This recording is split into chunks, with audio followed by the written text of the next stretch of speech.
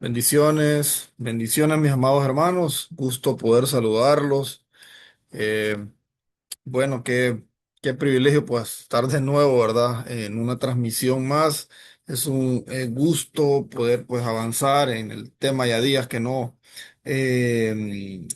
dábamos seguimiento a la clase, así que espero que ustedes pues con la última clase que estuvimos o con la última página con la que estuvimos avanzando pues hayan podido leérsela, ¿no? Y ver el video o la grabación y que podamos pues ir avanzando en la clase del crecimiento del cristiano. Recuerden que quedamos en la página número 3, finalizamos la página número 3 y vamos a iniciar con la página número 4.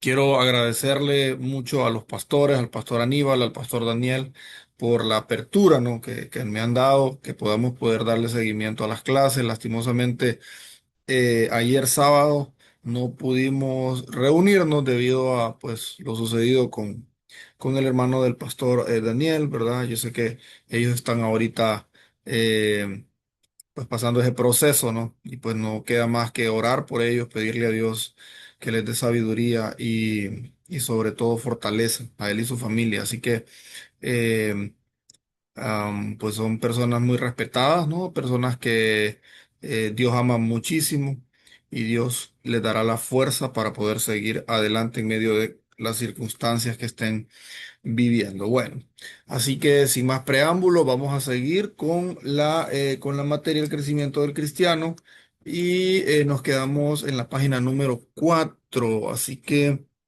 me dan un momento para poder compartir pantalla por acá. Vamos a ver, dame un segundito. Compartir pantalla. Listo.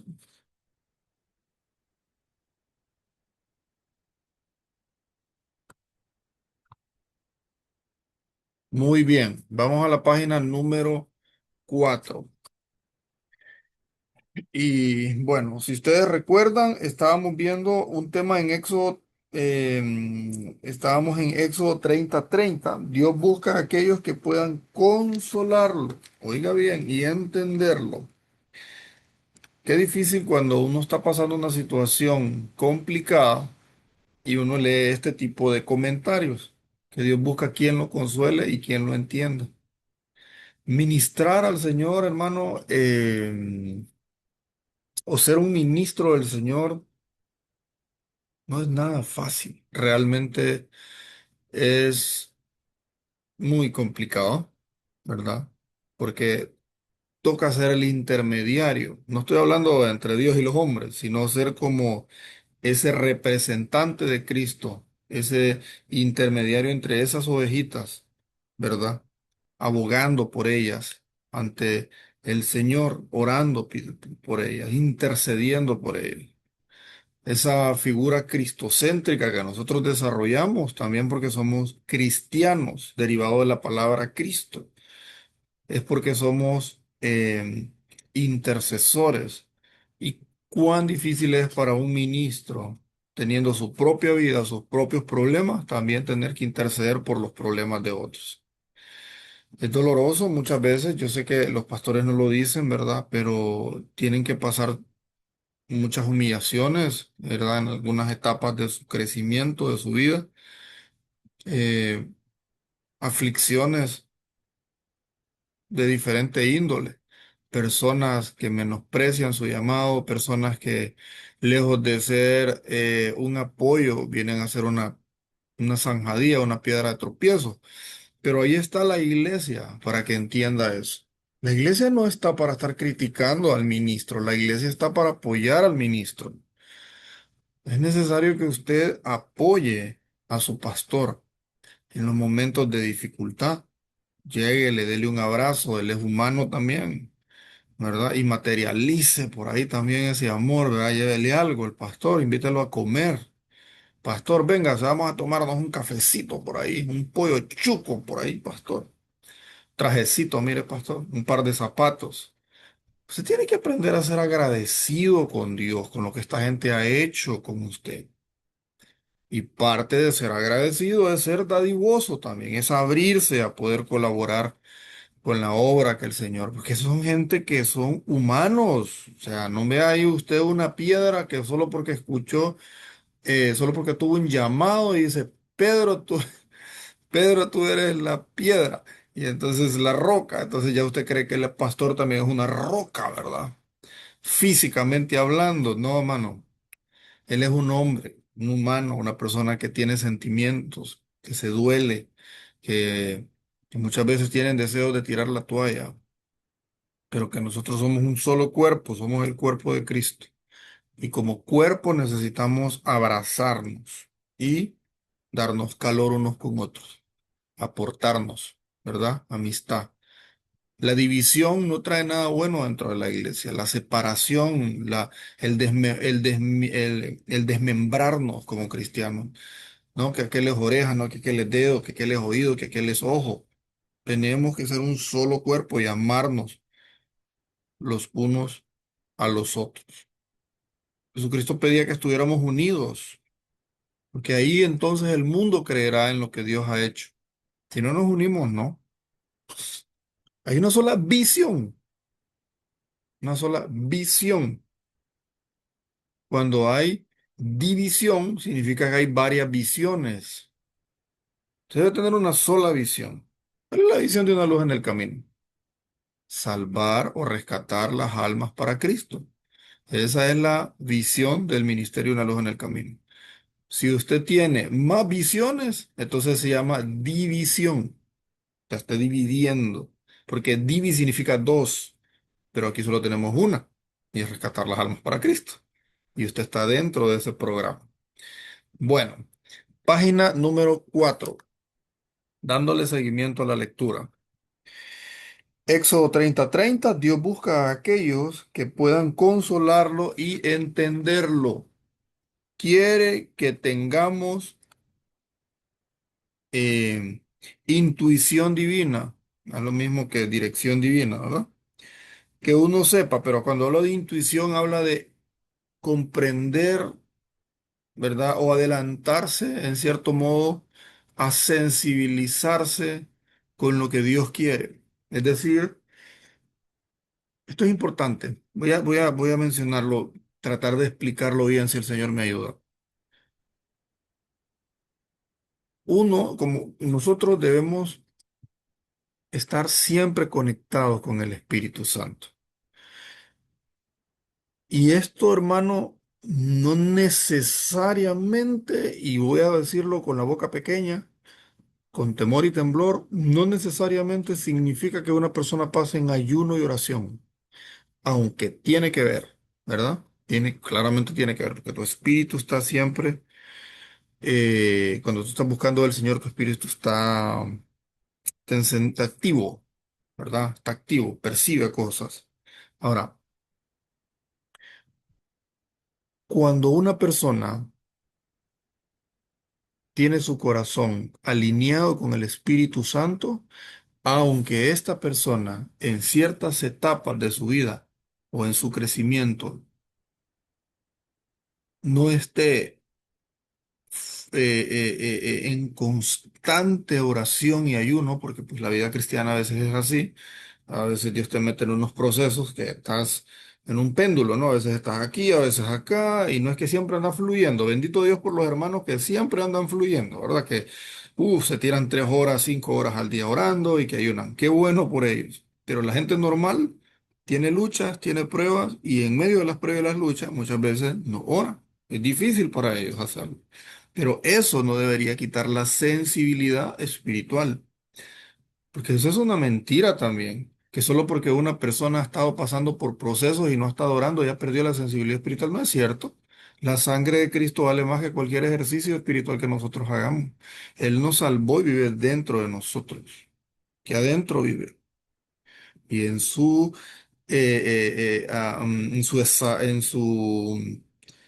mover interno dentro de nosotros, ¿verdad? Él nos ama profundamente y Él nos quiere enseñar cómo ir conociendo. La sensibilidad espiritual está muy asociada a nuestro comportamiento. Mire, ¿Cómo le habla usted a sus hermanos? ¿Percibe usted cuando está siendo grosero con sus palabras? ¿Percibe usted, hermano, cuando usted está siendo jactancioso con sus palabras? Si usted no percibe esas cosas, usted tiene que pedirle al Señor que le dé esa sensibilidad espiritual. Porque se conoce cuando una persona está teniendo una relación con Dios o ha tenido una relación con Dios cuando su espíritu escucha y entiende lo que Dios está diciendo. No necesariamente audiblemente. Es una percepción, algo como un impacto en el corazón, como una intuición, pues. Y le voy a dar un ejemplo bíblico, porque sé que a ustedes les gusta mucho la Biblia. Samuel y Elí. Samuel estaba buscando a Dios. Samuel era un muchacho que no conocía a Jehová, pero él servía en el templo del Señor. Estaba nítido, nuevecito, pero todavía no entendía a Dios, no había una intuición divina. Pero Elí, por su experiencia, ya era un buey viejo, ya tenía colmillo, él ya sabía cómo entender al Espíritu Santo. O sea, por lo menos él tenía intuición, él sabía escuchar la voz de Dios, él sabía que Dios es el que hablaba. Cuando Samuel escucha a Dios, que le dijo Samuel, Samuel no entendió y él le preguntó a Elí. Y entonces Elí le dijo que si le volvía a hablar, que era Jehová, y que contestara, heme aquí, Señor. ¿Qué es lo que estoy tratando de decir? No, y Elí era una persona que, si usted recuerda algunos pasajes, Dios ya le había dicho que había sido descartado, producto de que había sido un hombre muy flojo en la obra. Dejaba que sus hijos hicieran lo que quisieran. Entonces Dios vino, no me sirves para la obra, Elí. Sin embargo, la intuición espiritual no la había perdido. Era algo que él ya tenía, él ya conocía la voz de Dios, sabía cómo percibirlo. Y es aquí donde mucha gente se confunde. Es que puede que una persona ya no sirva al Señor. Y eso tiene mucho que ver con lo que dice la Biblia, que irrevocables son los dones y el llamamiento de Dios. Puede ser que una persona conozca, ahí se haya apartado del Señor, pero haya tenido muchas experiencias con Dios, ¿verdad? Y es muy probable, porque yo he escuchado testimonios de que ese don se llegue a manifestar, porque irrevocables son los dones, o sea, el don se sembró adentro y no lo arranca Dios, porque irrevocables son los dones, Dios ya no lo revoca, y el llamamiento de Dios. Es complejo porque en aquel día ese me dirán todo, me dirán, heme aquí, Señor, me dirán, Señor, en tu nombre liberamos demonios, en tu nombre sanamos enfermos, en tu nombre, y el Señor les va a decir, apartados de mí, hacedores de maldad. ¿Por qué el Señor va a apartar a aquellas personas que hicieron algo para Él? Ah, porque posiblemente había cosas que sí hacían para Dios, pero habían otras cosas que no permitían que ellos fueran salvos y ellos no se daban cuenta. Por eso dice la Biblia, no se sorprendan por haber hecho tantos milagros, así les dijo a los 70. Todo lo que hicieron está genial, pero no es eso lo que tienen que visualizar. Yo vi a Satanás caer como un rayo, Betty. Procuren que su nombre esté escrito en el libro de la vida. La salvación es más que poder y manifestaciones. Qué bien y glorioso por ese poder y esas manifestaciones. Pero muchas personas estarán en ese grupo que hicieron poder, que hicieron milagros, que hicieron manifestaciones, pero que no podrán entrar al reino. Los dones no son de nosotros, son de Dios. Él los sembró. Dios dio dones a los hombres. Él los sembró, pero son de Él. Así como el Espíritu vuelve a Dios, todo eso va a regresar a Él en su momento. Y estas personas no van a entrar al reino porque se confundieron, pensaban que podían seguir haciendo lo que hacían, ¿verdad? Y seguir manifestando dones de parte del Espíritu Santo y que el Señor no iba a tomar en cuenta su pecado, sino que iban a entrar con todo y pecado. No, tu pecado te manda para otro lugar y tus dones regresan a Dios, quien lo dio, al igual que el Espíritu. Es muy importante tener intuición divina. Sa- eh, Elí sabía, escuchaba a Dios. Imagínense qué interesante. Elí sabía que era la voz de Dios. Él sabía que era la voz de Dios. Samuel estaba nuevo, venía empezando, pero vino Elí y lo direccionó. Ahora, que Elí haya direccionado a Samuel, ¿lo salvó? No lo salvó. No, porque ya Elí había sido desechado, pero Samuel venía comenzando. De hecho, él era su sucesor. Y Dios estaba preparándolo en los pies del mismo Elí. Entonces, mis hermanos, usted no se sorprenda porque un hermano o una hermana manifieste. Usted tiene que aprender a ver los frutos en la gente. ¿Sabe que los frutos sostienen los dones? Los frutos del Espíritu son los que sostienen los dones. De nada le sirve a una persona tener muchos dones si no tiene frutos, porque los frutos son como ese árbol robusto que sostiene a esos a esos dones que Dios ha desarrollado.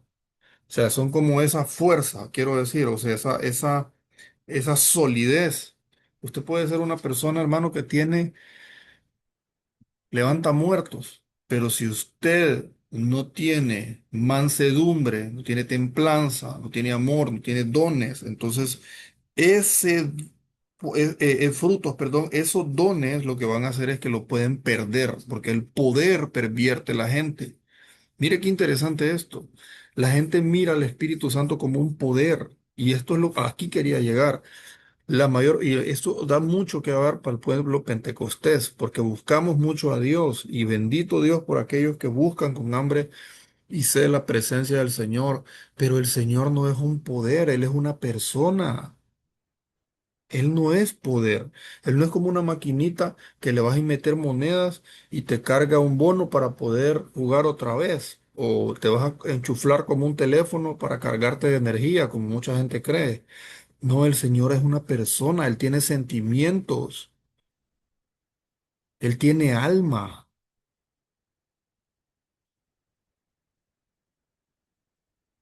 Él nos ama. Él es amor. Entonces, entender que el Espíritu Santo es una persona nos ayuda a dejar de anhelar tanto su poder y anhelar más su presencia, su persona, tener más comunicación con Él. No es el que esté mal, claramente es bueno, pues obviamente tenemos que anhelar los mejores dones, nos decía el apóstol Pablo, pero más importante que los dones es quién da los dones. Es más importante que el carro es el dueño del carro. Más importante que los zapatos son los pies. Más importante que la ropa es su cuerpo. Más importante que la bendición es el que bendice. Y esa es la diferencia. Por eso es que tenemos que tener intuición divina. Porque si yo camino con Dios, como lo hicieron los grandes hombres de Dios de la antigüedad, entonces yo voy a tener tranquilidad, paciencia en lo que Dios quiere hacer. ¿Te molesta a ti que otros sean usados por Dios? Tú todavía no tienes intuición divina, porque estás todavía esperando cosas del hombre en vez de esperarlas de Dios, porque eso es un fruto de la carne. O sea, estar desesperado, pues. O sea, un desesperado, sos una persona que vivís anhelando el poder. ¿Acaso no han leído Simón el Mago, que quería pagar para que pudiera ser lleno del Espíritu Santo? No porque amaba al Señor, no porque le interesaba conocer o que le interesaba cambiar, sino porque quería seguir manifestando autoridad sobre aquellas personas que estaban alrededor. Si han leído la historia, era un mago, ¿verdad?, que controlaba a la gente con sus artes mágicas, pero cuando llegaron los apóstoles, las manifestaciones del poder de Dios le quitaron a él el protagonismo. Ya no era el centro o la sensación de la zona, ¿no? Sino que los apóstoles, pues, llamaron más la atención, ¿verdad? Y la gente se volcó hacia donde ellos. Entonces él comenzó a pedirle a Pedro que orara por él para que le pudiera pasar del poder de Dios. Pedro se enojó y usted sabe la historia, ¿no? Casi se muere ese hombre. Quedó ciego, producto de haber sido un hombre que anhelaba el poder, quiso comprarlo. No es así como nosotros vamos a llegar a obtener poder de Dios, anhelando el poder solo para que nos vean, para que nos admiren. Creo que Dios tiene su tiempo para hacer las cosas y Él lo va a hacer en su momento cuando Él considere necesario. El Espíritu Santo va conforme Él quiere, no como nosotros pedimos. Nuestra misión es ser la novia del Cordero y la novia ama a su novio. Si usted está más interesado en el dinero del Cordero que en su persona, usted anda mal. Tiene que tener intuición, anhelar su presencia, anhelar su amor, anhelar su persona. Si usted no lo ama, usted no va a entrar al cielo. Usted necesita amarlo y parte del amar es estar, obviamente, cerca de él, buscando su presencia, ¿no? Decía allí, habla mentirosos. Decía. Dicen que aman al Señor, pero no buscan su presencia. Como una novia dice que ama a un novio y si no quiere estar con él, no lo ama. Ay, Señor Jesús. Los que ahora tenemos la oportunidad de manifestar un ministerio, ¿no? Porque pues ser maestro también es uno. Tenemos que tener algo bien en claro. La gente no es nuestra. Nosotros cuidamos la novia de alguien más. Yo enseño a la novia de alguien más. Y todo lo que él está enseñando es acerca de su novio. Y yo tengo que tener cuidado con usted, con lo que le digo. Muchos ministros direccionan a la iglesia que se enamoren de ellos cuando tienen que enamorarse del cordero, del novio, no de ellos. Es la novia. Usted tiene que enamorarse de él y dejarse guiar por el ministro, por el pastor, pero siempre con los ojos puestos en el blanco perfecto, no en él, sino en el blanco. El ministro se puede equivocar, el blanco no. Jesucristo es el eterno y es su futuro esposo, ¿verdad? Así que usted tiene que prepararse para él, para esa gran boda en la que muy pronto vamos a estar por ahí. Intuición, que uno sepa lo que está pasando sin necesidad de que se lo digan. Dios quiere que su esposa lo conozca a él sin que se lo tengan que decir, una relación íntima con Dios, sin que él le tenga que estar diciendo muchas cosas. Necesitamos oír más lo que el corazón está diciendo que lo que los labios están diciendo, porque la comunicación a menudo es muy débil. Génesis 8:21. Vamos a buscar Génesis 8:21. Génesis 8:21.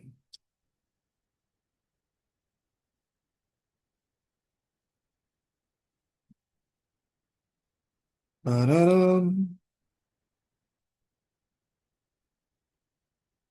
Dice así, y percibió Jehová olor grato, y dijo Jehová en su corazón, no volveré más a maldecir la tierra por causa del hombre, porque el intento del corazón del hombre es malo desde su juventud, ni volveré más a destruir todo ser viviente como he hecho. Mientras la tierra permanezca, no cesarán la sementera y la siega, el frío, el calor, el verano y el invierno, el día y la noche. Mientras la tierra permanezca. Pero como todo esto está reservado para el fuego eterno y ser purificado, hasta ese momento que está próximo a llegar, ¿verdad? Que se va a cumplir, entonces todo será cambiado. Esto fue después del diluvio y Noé estaba ofreciendo un holocausto al Señor. Y fue de olor grato. Él dijo algo, pero solo dijo para sí en su corazón, pero no en voz alta. ¿Ok? Y no vocalizó en voz alta lo que está diciendo para sí mismo, pero alguien lo tuvo que haber escuchado. Mire qué interesante esto. Y escrito, alguien que estaba cerca del corazón de Dios. Dios anhela una novia. Es decir, para que entendamos esa fracción, lo que quiere decir el escritor acá es, en 8:21, Dios dijo en su corazón, o sea, no lo vocalizó, no lo expresó a un escritor. Vaya, escribí ahí. Yo dije en mi corazón, no, él dijo en su corazón, pero ¿quién escuchó el corazón de Dios? Bueno, se especula que quien escribió el libro de Génesis fue Moisés. Entonces, ¿qué pudo haber pasado en el monte cuando Moisés recibió las tablas de la ley y también toda la revelación del Génesis? Solo Dios sabrá cómo hizo para que ese hombre pudiera escribir todo eso.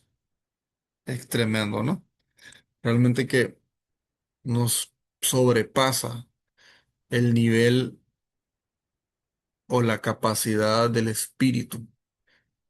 Va mucho más allá del razonamiento. Por eso es bien complicado cuando un predicador solo pretende tener un esquema de enseñanza o de prédica basado en su propia preparación, que no está mal, obviamente hay que prepararse, pero eh, el hecho de tener solo métodos hermenéuticos, todo eso es muy bueno, pero el problema es que cuando queremos basar nuestra enseñanza a nuestros propios criterios y no buscamos que sea el Espíritu Santo que dé la revelación. Y creo que es algo muy complejo de explicar, ni siquiera podemos decir cuál es el ABC de cuando el Espíritu está hablando o cuando no está hablando, porque es que eso es algo que se percibe con intuición divina. Dios me ha permitido a mí poder entender cuando alguien está hablando en el Espíritu. Y lastimosamente también, porque me da mucha tristeza, lo digo la verdad con mucha tristeza, porque todos los predicadores quisiéramos ser usados por Dios. Y yo sé que muchos de los predicadores que salen incluso en televisión no son usados por Dios. Y uno lo percibe, pero yo a mí no me alegra ni me pongo a juzgar. Ah, mire, ese no, me da tristeza, pues, porque yo sé que no es fácil. Se esfuerzan, se preparan, pero el Espíritu Santo da conforme Él quiere. Y quizás también hay cosas, hay ataduras que no nos permiten desarrollar al 100% y en su eterna sabiduría y vasto conocimiento Dios sabe por qué a unos permite y a otros no. Nosotros no tenemos que humillar a nadie, hermano, ni atropellar a nadie. Yo conozco gente que se burla o se sale de la iglesia cuando hay predicadores que llegan y dan una enseñanza y ellos dicen, ah, este del espíritu no tiene nada. Yo le voy a decir algo. Puede ser que no esté hablando el Espíritu Santo a través de esa persona, pero el hecho de que esa persona esté ahí de pie todavía, esperando el tiempo de Dios, habla mejor que de usted, que se sale de la iglesia porque su ego no le permite escuchar a otros. Aprenda a tolerar a los demás, independientemente de lo que usted perciba o piense de ellos. Dios es soberano y Él es el único que puede juzgar, señalar. Él es el único y Él es el que levanta reyes y también quita reyes. Tómelo en cuenta, no menosprecia a nadie, porque uno nunca sabe si aquel pobre muchacho que usted mira sentado en la silla, que quizás es tartamudo, más adelante va a ser el próximo Gigi Ávila, o no, qué sé yo, el próximo Billy Graham. No nunca sabe cuándo Dios va a levantar a una persona. Hay personas que se miran tan insignificantes y hoy en día usted los mira parados en una plataforma y usted se queda, wow. Dios es extraordinario. ¿Cómo pudo Dios levantar a esa persona? Nadie daba una moneda por ellos, pero luego Dios los levantó. Y de esa manera es que Dios hace, levantando improbables, gente que no tenía conocimiento y Dios los hizo obtener. Usted lee de Pablo, lee de Pedro, lee de Moisés, lee de todos estos hombres, pero si en el entonces de la vida de ellos, nadie. ¿Quién era Pedro? ¿Quién era Moisés? Dígame usted quién era Moisés cuando Dios lo encontró. ¿Acaso Dios encontró a Moisés cuando estaba en el palacio, siendo el hijo de Faraón? No, lo llamó allá cuidando ovejas ajenas, que no eran ni las de él, eran ajenas, de Fetro, de su suegro. Destruido, 40 años perdido en el desierto, ya no significaba nada, ni se acordaban de él. Vea si alguien de Egipto salió, si alguna de sus mujeres, si alguno de sus, no sé qué tenía Moisés allá, porque la Biblia no nos da mucho detalle, pero era alguien importante. Lo mandaron a buscar para consolarlo y le llevaron comida, le llevaron ropa. Moisés, mira, te extrañamos, ¿por qué te fuiste? Nadie, nadie. Lo último que se supo de él en Egipto, antes de llegar donde Fetro, su suegro, era que habían matado a un hombre y lo estaban señalando. Al mismo hombre que él defendió, ese mismo le estaba diciendo, ¿quién te puso a ti como juez por nosotros? Porque el único que debe de importarnos lo que piensa es Dios. Y usted, hermanito vaso lleno, que todo lo sabe, ¿verdad? Que todo lo juzga, que todo lo señala, deje que Dios haga con usted también una obra y ábrale ese corazón. Y yo estoy seguro que Dios también lo va a sensibilizar. La intuición divina no se obtiene solamente con meterse 20 días de ayuno y oración, hermano. Mucha gente ha hecho averías en la iglesia por obtener poder, que bendito Dios por aquellos que lo tienen, pero debe de tener sensibilidad espiritual. Saber que usted fue diseñado para ser restaurador, no destructor. Usted no fue llamado para ir a juzgar ni señalar a la gente. ¿Acaso no has leído que Jesús es nuestro abogado? Abogado tenemos, dice Juan, si pecamos. Es decir, Él todavía no está delante de nosotros como un juez, Él está como abogado. Llegará su momento en el bimá de Cristo, en el gran trono blanco también, donde van a ser juzgados los vivos y los muertos delante de Él. En este momento usted no es Dios, ¿verdad? Así que el Rey de Reyes es el que nos va a juzgar un día, no usted. Así que es importante tener en cuenta todas esas cosas para que seamos olor grato delante del Señor. ¿Quién escuchó la voz de su corazón? Bueno, quizás un hombre que estuvo pegado a él como lo estaba Juan, ¿no? Siempre pegadito en su corazón. Alguien que está cerca del corazón de Dios. Dios anhela una novia, una esposa, alguien que en quien pueda confiar y alguien que confíe en él. No que todo el tiempo le esté cuestionando, ni que todo el tiempo esté desafiándolo como Israel lo hizo en el desierto, siempre criticando su liderazgo, lo retaron y demandaban una explicación de cada crítica.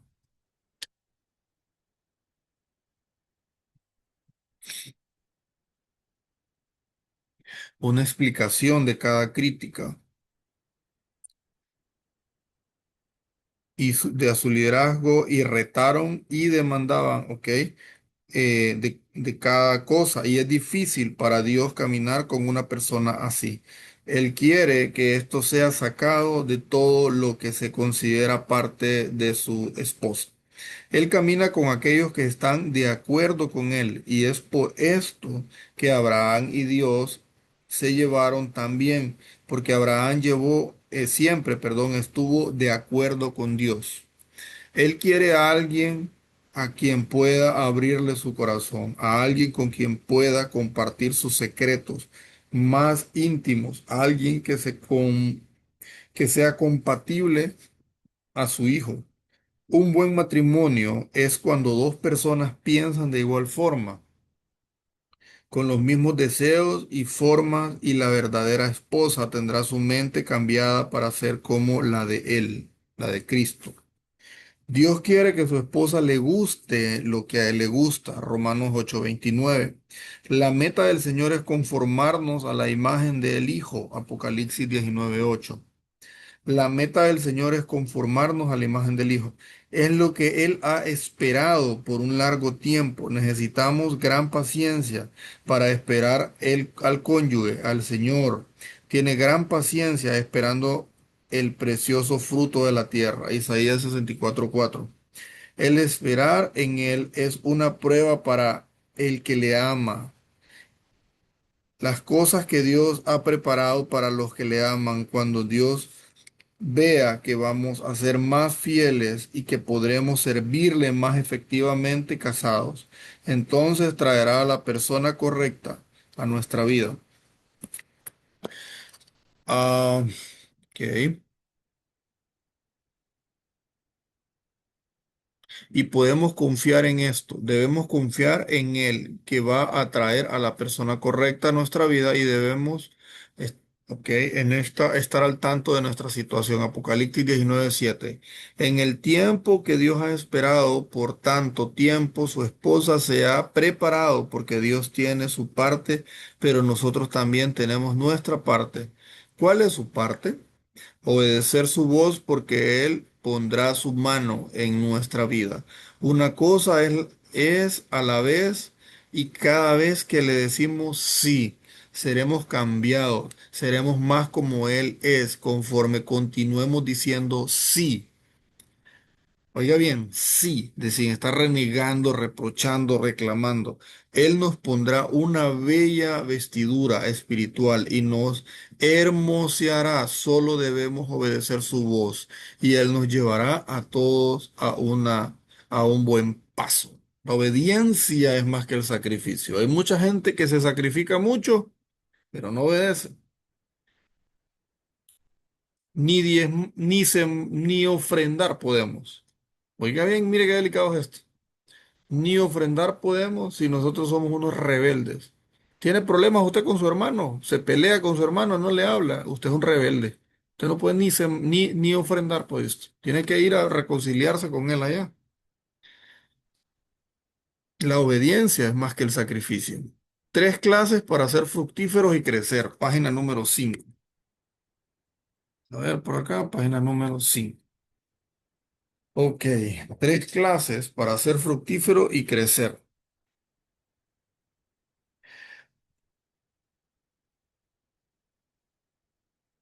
Vamos a ver. Ok, estamos por acá.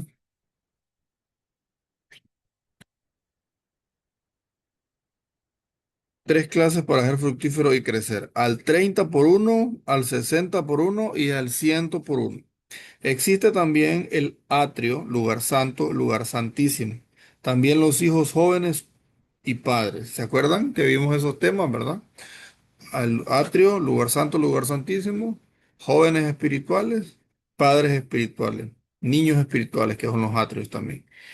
También los galardones grandes, galardones y galardones en sobremanera grande. Dios le dijo a Abraham, soy tu escudo y galardón en sobremanera grande. Dios le dijo a Abraham, soy tu escudo, galardón sobremanera grande. Él es la herencia más grande y también hay grados en que podemos recibir gracia de él. Hay gracia que es suficiente, o sea, justo lo suficiente, abundancia de gracia le es dada a los humildes. Dios resiste a los soberbios, hay gracia suficiente, hay abundancia de gracia. Pablo dijo que había recibido una gracia sobremanera abundante, hay distintos grados de justicia. Romanos 4:1 al 8. Vamos a leerlo por acá, Romanos 4:1 al 8. Romanos 4:1 al 8.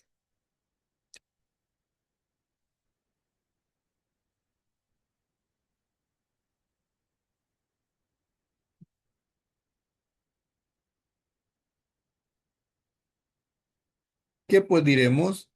Que halló Abraham nuestro padre según la carne, porque si Abraham fue justificado por las obras, tiene de qué gloriarse, pero no para con Dios, porque ¿qué dice la Escritura? Creyó Abraham a Dios y le fue contado por justicia. Pero al que obra no se le cuenta el salario como ganancia, sino como deuda. Mas al que no obra, sino cree en aquel que justifica al impío, su fe le es contado por justicia. Como también David habla de la bienaventuranza del hombre a quien Dios atribuye justicia sin obra, diciendo, bienaventurados aquellos cuyas iniquidades son perdonadas y cuyos pecados son cubierto. Bienaventurado el varón a quien el Señor no inculpa de pecado, ¿verdad? Pues el pecado fue perdonado por la gracia del Eterno. Es la justicia que experimentamos cuando nacemos de nuevo. Cuando Abraham creyó a Dios, fue contado justo y cuando creemos el mensaje del Evangelio, creemos que Cristo murió por los impíos y nos ofrece perdón y cuando creemos esto, somos contados justos, perdonados de una sola vez. Él justifica a los injustos y aun cuando tengamos muchos problemas, en nuestra vida y si estamos llenos de ira, envidia, competencia o estamos con otras ataduras y problemas, somos perdonados totalmente e inmediatamente somos contados justos y si creemos con Abraham, podemos ser contados justos. Esta es la justicia del atrio y Dios no quiere que nos quedemos a solas en este nivel, porque después comienza a hablar nuestro corazón y nos confronta con áreas en nuestra vida. Y lo que hace es que se dirige a ciertas cosas y conforme lo buscamos y lo adoramos, conforme oímos su palabra que nos lava, vamos a entrar en otro nivel de justicia. Samuel eh, entra al templo, ¿no? Podemos asumir que ese es el atrio, el entrar. Luego escucha su voz, pero no la entiende, lugar santo. Y luego se vuelve un hombre, un profeta del Señor, ¿no? Que pues dirige al pueblo. Es un lugar santísimo, ya está en otro nivel. Entonces hay tres niveles que normalmente nos vamos desarrollando. Atrio, lugar santo, lugar santísimo. Aquí hace referencia a que nosotros podemos estar llenos de pecado como el hombre, el ladrón de la cruz. Podemos tener todas las inmundicias del mundo, la sangre del cordero limpia todo pecado. Por eso usted no tiene que permitir que la gente le diga, es que ese por lo que hizo no puede ser salvo. No es cierto. Dios salva a todos. Siempre y cuando esa persona se arrepiente y acepte a Jesucristo, esa persona es libre de todo pecado. El ladrón en la cruz es un ejemplo. ¿Qué hizo ese hombre? No, nunca fue a la iglesia. ¿Cuántos ¿Cuántas alabanzas se tiró allá? No, nunca. Ese hombre jamás llegó a la iglesia. Pero cuando estaba en la cruz, reconoció que era pecador y reconoció a Jesús como Rey de Reyes. Y entonces fue salvo. Entró al atrio y entró al cielo. Pero mire qué interesante. Ese hombre no se fue de aquí con conocimiento de Cristo. Él se va a ir allá a casar con una novia. Él se va a ir a casar parte de la novia con el rey de reyes, pero no tiene conocimiento de con quién se va a casar. Lo único que fue verlo, pero no lo experimentó porque no vivió con él. Y así le pasa a esas personas que se aceptan al Señor y mueren. Ahí arriba van a conocer del Señor. Más usted no y yo tampoco, porque nosotros ya tenemos un conocimiento previo de quién es Él, quién es el amado, quién es el eterno, quién es el Rey de Reyes, cómo aparecía en el Antiguo Testamento, cómo lo vemos hoy, cómo se experimenta su presencia hoy en día. Entonces nosotros estamos siendo cambiados poco a poco para poder ser llevados a los tres niveles. El que muere con Cristo sin conocerlo, sin entrar en ninguna profundidad, muere en los atrios, pero entró. Ahí, de pancita, como cuando pasas el examen con 60 entró. Pero los que nacemos de nuevo y tenemos una vida en la tierra, tenemos la oportunidad de estar conociéndolo poco a poco. No pierda su tiempo, hermano, en la iglesia. Conozco gente que tiene años de estar en la iglesia y no sabe nada. La vez pasada una hermana me estaba discutiendo, no lo digo por ustedes, pero a ustedes se los digo, ¿verdad? Y no era de la iglesia de acá. Hace muchos años, una persona que tenía años de ir a la iglesia y me decía, Julio, pero ¿por qué nosotros hablamos? Porque nosotros hablamos mal de los católicos solo porque ellos adoran a María. Y María no es la madre de Jesús, pues. Sí, le digo, fue la madre de Jesús. Y ella también tiene poder porque fue la madre, me decía. Ay, Dios mío. 20 años en la iglesia y no he entendido nada de ello. Pero no le dije así, sino que tuve que explicarle qué fue lo que pasó. Entonces, ¿qué es lo que sucede? La mayor parte del tiempo podemos pasar en la iglesia afanados y qué bueno que hagamos cosas en la iglesia, pero no concentrados en Él. Marta y María. ¿Qué hacía Marta? Afanada y turbada. ¿Y quién estaba ahí con ella? Jesús. No es que no tenés que hacer nada, pues si al final también tenés que hacer cosas en la iglesia, pero eso de que estás barriendo cuando el culto está. O que te vas a lavar los baños cuando el culto está. Hermano, yo entiendo, es un servicio que toca hacer, entiendo. Y yo no te dije que no lo haga. Me perdona si así lo entendió. Me refiero a que usted tiene que dedicarle tiempo a Dios. Si la presencia de Dios está ahí, Él quiere que estemos con Él. El novio llega a su casa, como Jesús llegó a la casa de Lázaro, Marta y María, porque ahí estaba también Lázaro. Jesús no iba a entrar a una casa donde estuvieran dos mujeres solas, él era un rabino. Estaba la casa de ellos, ya entraba, entonces ellos tenían que estar con él, escuchándolo, había que servirle a él. Y ese es el problema, que a veces no le dedicamos el tiempo que él desea. Perfecto que ayudemos y que hagamos todas las liturgias que nos toca hacer en la iglesia, pero usted tiene un servicio principalmente con él. Y ese servicio no lo pierda de vista, no se desenfoque.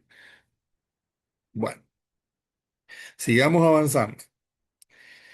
Eh, Él justifica a los injustos, ¿verdad?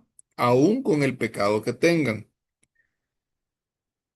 Y Dios no quiere que nos quedemos a solas en este nivel porque, pues, después comienza a hablar a nuestro corazón. Ya cuando entramos al lugar santo y nos confronta con áreas en nuestra vida, es como parecido al desierto, ¿no?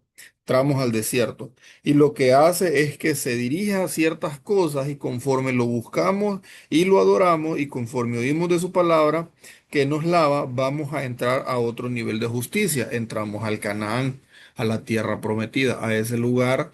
Es como, mire, es que esto es como regresar de nuevo al paraíso, de donde Adán sale. Usted vea que es como que usted es un Adán. Usted lo sacaron a patadas del paraíso por andar haciendo cosas malas. Bueno, Dios le está dando una oportunidad a través de Jesús de regresar al paraíso, a volver a estar con Él, con su Padre, platicar, dialogar, entenderse con Él. Aquí estamos ya, estamos y estamos entrando a un nivel de madurez, de mucha comprensión. Él justifica a los injustos y aun cuando tengamos muchos problemas en nuestra vida y aunque estemos llenos de ira. Bueno, dice Apocalipsis 19:8. El significado de la raíz de la palabra justicia no quiere decir únicamente ser contados justos, pero es una justicia que ha sido ya obrada y justicia experimentada, donde hacemos los actos rectos. Es una justicia más profunda, Mateo 5:6. Los que tienen hambre y sed de justicia son los que reciben este tipo de justicia. Romanos 5:17. Aquellos que reciben la abundancia de gracia y don de justicia van a reinar. Y es, y es requerido ser parte de la esposa. Dios quiere que progresemos a una justicia ya obrada. Apocalipsis 19:8. Vemos que hay algo más profundo que esto y es la santidad. Mira, hermano, este examen va a estar cardíaco. Por favor, estudien mucho esta materia, pues este examen no va a estar nada sencillo. Tiene mucha revelación, ¿verdad? Y hay mucha interpretación, entonces necesitamos leer mucho, aprender todo lo que estamos viendo. Eh, Lea mucho la materia, por favor, y los versículos bíblicos también.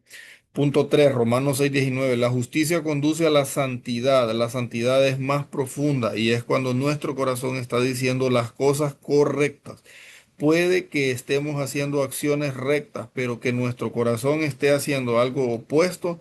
No queremos únicamente estar sonriendo por fuera, sino por dentro. Y no queremos hablar la verdad con nuestros labios, sino eh, la verdad en nuestro corazón. Nuestro corazón y boca necesitan decir lo mismo. La santidad tiene que ver con los motivos, lo que decimos en nuestro corazón, porque la justicia solo trata con acciones o actos.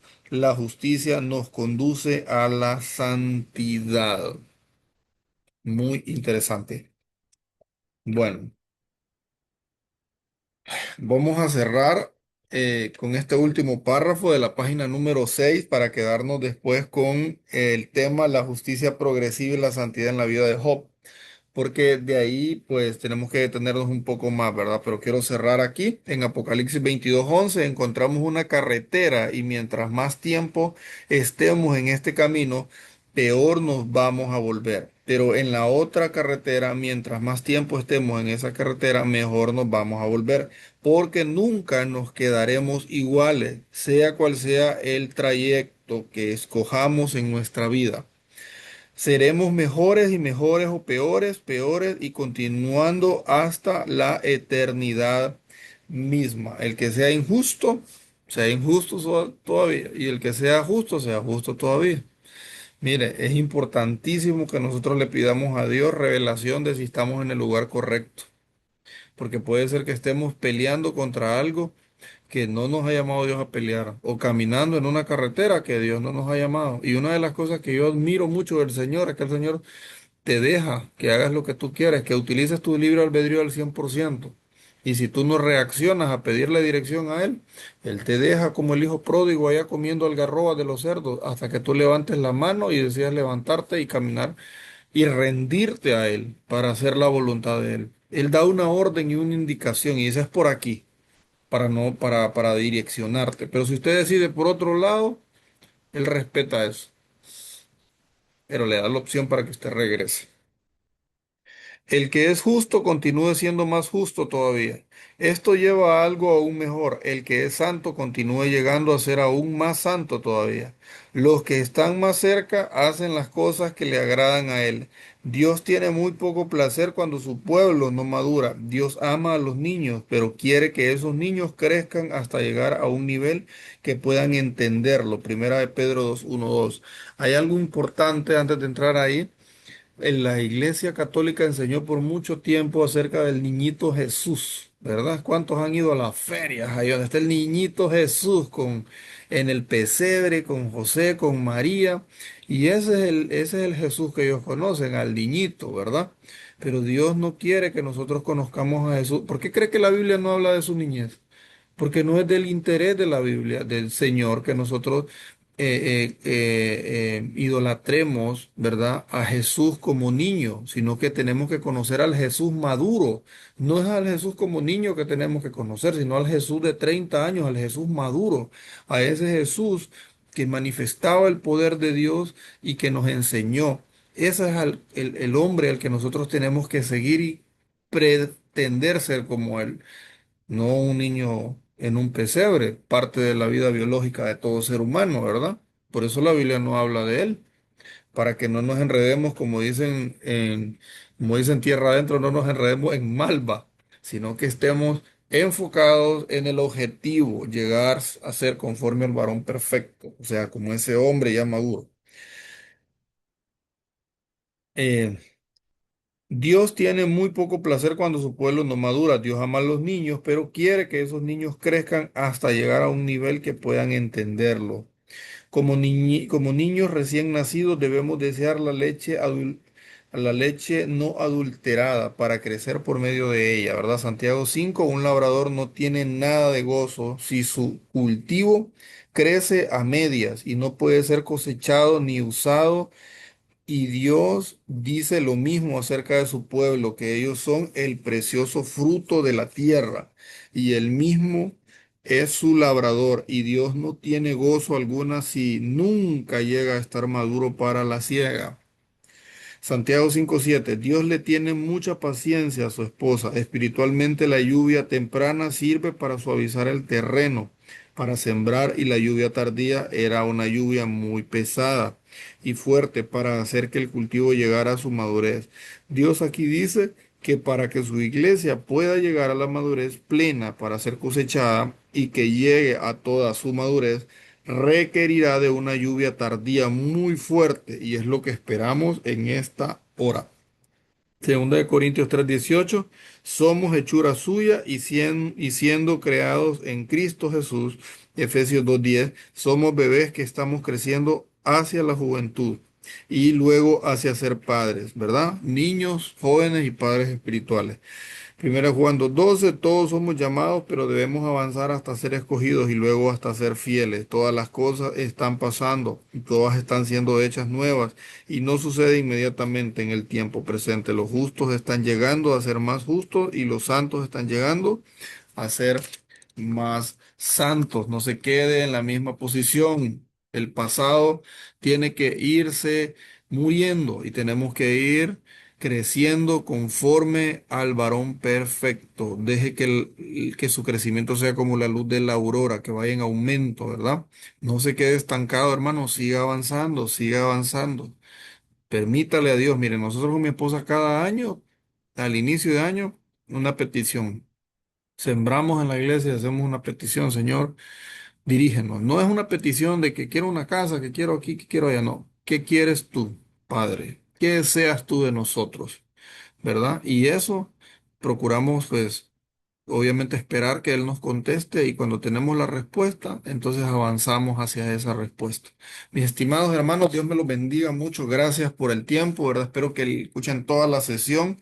Vamos despacito porque yo veo que esto está un poco difícil, ¿no? Entonces tenemos que irlo llevando paso a paso para que vayamos aprendiendo. La misión no es pasar la materia ni llenarse de conocimiento, sino que nuestro espíritu vaya alcanzando ese nivel de comprensión en la intuición espiritual que Dios desea. Ese es el crecimiento del cristiano, ¿verdad?